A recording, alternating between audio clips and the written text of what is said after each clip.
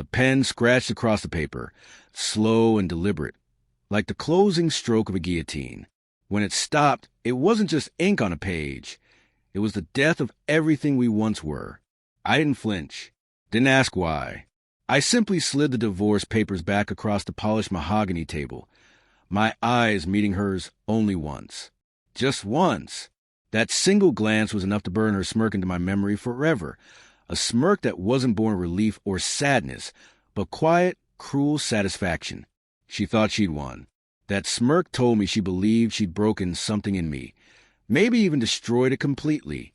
And maybe she had, but not in the way she thought. I stood, tucked the chair back in place with a calmness that wasn't real, and walked away. When I shut the door behind me, I left more than a house we'd once call home. I left behind a man she thought she could throw away without consequence. Outside, the air was sharp, the sky a faded gray. The truck engine grumbled to life beneath me. As I pulled away, I caught a final glimpse of her standing on the porch, arms crossed over her chest, laughing. Not loud, not manic, just a cold, quiet laugh, brittle as shattered glass. The sound followed me like a ghost as I drove, until the streets I'd known became unfamiliar smears in the rearview mirror. I never looked back. 4 or 5 years, I had bled for her dreams. Worked 2 jobs. Picked up shifts I didn't want.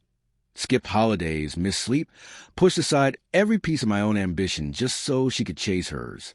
Night classes, nursing school, practicums. I made the coffee that kept her awake, kissed her tear-streaked face when she was too exhausted to keep going. I reminded her how smart she was when she didn't believe it. I was the bridge, and the moment she crossed it, she set it on fire behind her. So I disappeared. I changed my name, liquidated my assets, left her the house she once begged me to help build.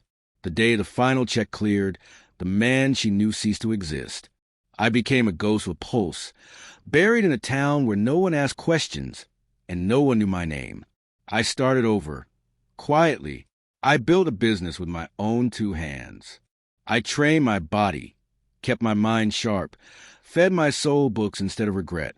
I didn't speak her name, not even to myself. But I watched. She thought I was gone for good. And maybe I was.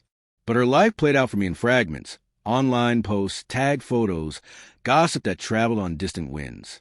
A new car, a new circle of plastic smiles. A new man, tucked into her life within 6 months. I said nothing. I didn't lash out. I waited. Because revenge done in rage is just noise. But revenge done in silence?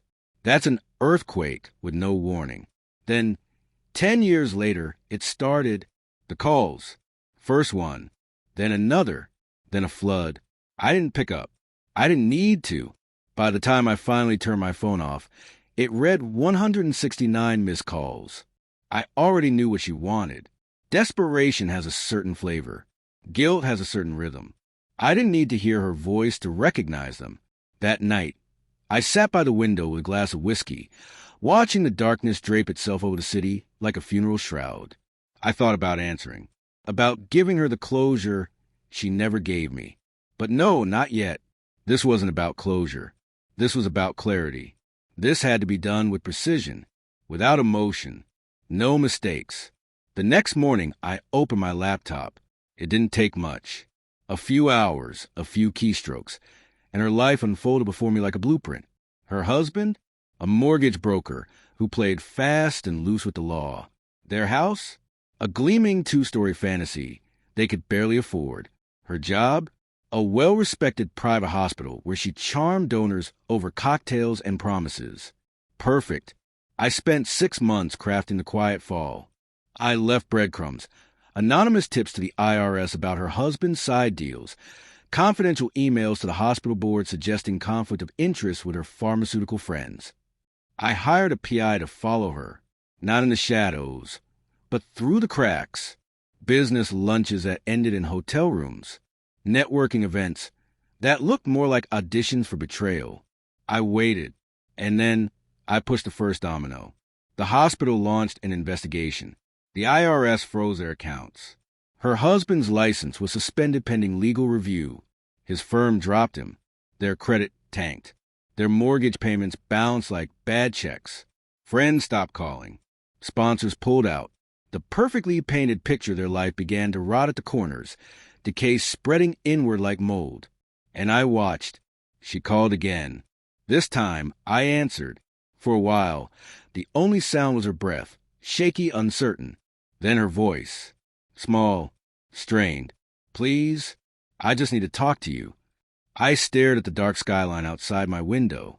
Talk. I made a mistake, she said, each word dragging itself over gravel. I was stupid, selfish. I thought I knew what I wanted, but I didn't. I didn't know what I had until it was gone. I said nothing, let the silence stretch until it was unbearable. I miss you, she breathed. God, I miss you so much. Please, let's just meet. I imagined her then, alone in a house built on lies and shallow victories, surrounded by everything she thought she wanted and nothing she needed. Ruins. She had built a kingdom on bones and now sat in the dust of her own collapse. You don't miss me, I said finally, voice cold and still. You missed a man who would have carried you through this storm. But he's dead. You killed him.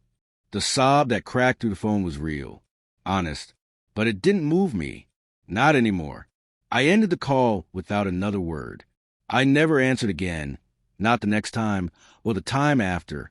I let her drown in the same silence she once used to strangle me. Somewhere behind me, her world burned. I stood on the far shore, untouched, unafraid.